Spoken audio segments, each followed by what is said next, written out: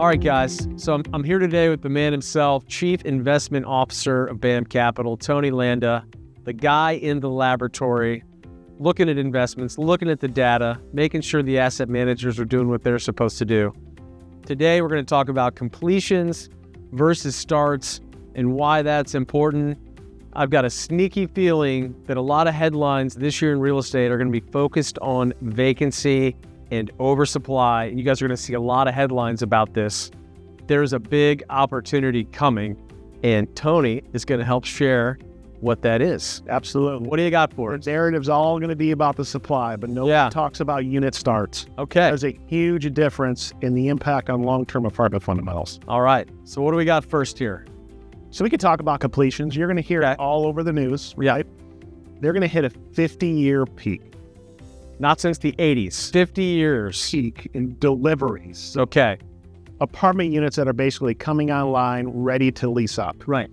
Been built. Yes. They're all finished. They're ready to go. They're delivered. Right. And so that actually translates to 50 to 55,000 units per month nationally. Wow. Now, most of this is occurring in the Sun Belt and in the West Coast. Okay. So rents, so the market's shifting back to a resident market where they have more staying power than they have in the past. Right. Rents are falling. Rents are falling. Occupancies are falling. Yeah. It's a concessionary environment, so it's free rent. Landlords are competing for these residents. Yeah. And it's especially in the Sun Belt. It's a slugfest. The Austins, the Phoenixes, the Vegases, lots of parts of Florida, Texas. Yes. Okay. What about the Midwest? The Midwest has far less supply. Yeah. So when we look at supply, we look at the deliveries relative to the total inventory in the market. Okay. So the Midwest as a whole. Those completions you talked about. Exactly. Yep. Completions as a percentage of total inventory. Right. 2.8%. That's 220 basis points below the national average. Which is closer to 5. Exactly. Yeah. And so it's why the Midwest is leading the entire country in rent growth and occupancy. And now some of these markets, they're like 10% or more of total inventory, right? So for the next year or two, you're going to see a lot of headlines about this oversupply issue in places where they've built too much. Yes, absolutely. And so you're seeing rents in these regions moderate. They're coming back down. Yeah. Occupancies are dipping. Concessions are going up, like I just said. But that's not happening in the Midwest. We're leading the nation in rent growth and occupancy because of this supply issue. She doesn't boom, but she doesn't bust either, right? Tortoise in the hare. All right, what do we got next here? Unit starts. Okay, so tell us what starts are here. Shovels in the ground. Okay. Starting construction. Okay. Land's fully entitled. They're putting a shovel in the ground. I'm a developer. I got my bank loan. I got my construction financing. I've got the land ready to go. I'm going to start developing and building units. Starts. Unit starts are coming to a grinding halt, largely due to a pullback in construction lending, a rigorous permitting process, and simply put, development deals don't pencil right now. Yeah. Because of these rents that are moderating because vacancy is so high. Yeah, and I will say I was at a conference with 80 multifamily CEOs and presidents just a couple weeks ago, and all the developers in the room, maybe about a third of 50% or so, all builders, developers, their activity's fallen off a cliff. They're letting people go, consolidating their team. The investors that they went to finance these deals, oftentimes large institutions, are still pencils down. And so I heard it from the horse's mouth. Very few of them are able to get a deal out of the ground. Yep, and to put things in perspective, the last slide we showed deliveries of 50 to 55,000 units per month. Yep.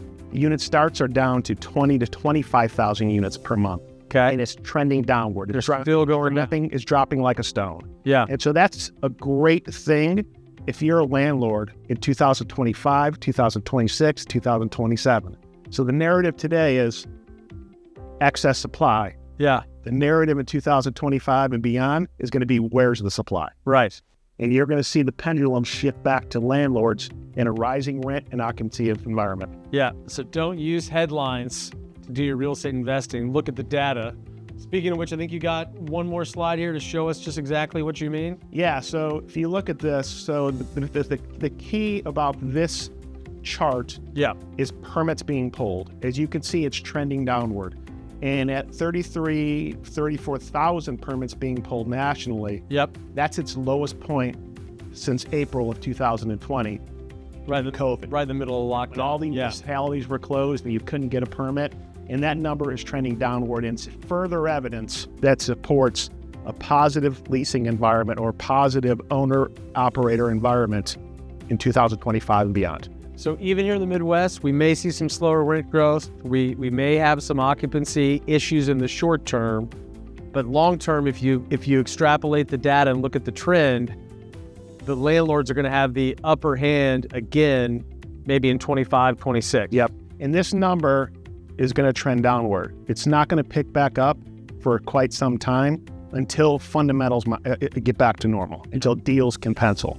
And so that number is not going to rebound anytime soon. This also makes me excited for doing a couple more joint venture development deals this year. So we could find a good piece of land like we have, or and a good partner. I'm not afraid to put a shovel in the ground today. Yeah. It's going to be a completely different environment for landlords. Well, that's the other thing. The folks that can get a shovel in the ground, can get a start, are going to find themselves having the only game in town in 2025, 26 when those units are completed. One more thing here, Tony. Apartment leasing surged in Q4 as cooling inflation lures in renters. What do you want to say about this? The green bars represent the average quarterly net absorption since 2000. Okay, so this number is a 23, 24-year average. Second quarter, the average is 105,000 units. So this year it went down, right? Yes. Third quarter, it was up above the average. And then I'm guessing this is what you want to talk about. Exactly. And so the fourth quarter is most of us know, is a very slow leasing season. Sure. It's seasonality, right? People aren't moving. People don't move in the winter. However, in the fourth quarter of 2023, this is the third highest quarterly net absorption since 25 years. Yeah. The only other years that it was higher was 2020 and 2021 when COVID hit. So the key statistic about this is that while there is oversupply in the market, there's still demand. Yeah. That's a great sign going into 2024 and 2025. You got to remember, it's still much less expensive to rent than it is to own because of interest rates. Yeah. And guys, you don't have to take Tony's word for it. You can Google all this stuff. Follow Jay Parsons on LinkedIn. I think you might want to say something about it, but there is a huge shortage of housing. This trend really started in the great financial crisis, GFC 2006, 7, 8, 9, and 10, where permits in single family and multifamily fell off a cliff. Everybody's going to be talking about oversupply this year, but as you can see in the data that we showed, it's going to fall off a cliff again, and we just simply don't have enough homes. I think you had a stat on that from NMHC. And then the NAA, National Apartment Association, they conducted a study, and we're 4.3 million apartment homes behind. This is not single families. This is just apartments. This is apartments. And so there's a pressing need to build more apartments. We got to remember, housing is an essential need. Yeah. We're still short. And this dates back to the great financial crisis when nobody was building. Thank you, Tony. Guys, do your own due diligence. You can Google all this stuff, find out for yourself. Don't use the headlines. Use the data when it comes to investing in real estate.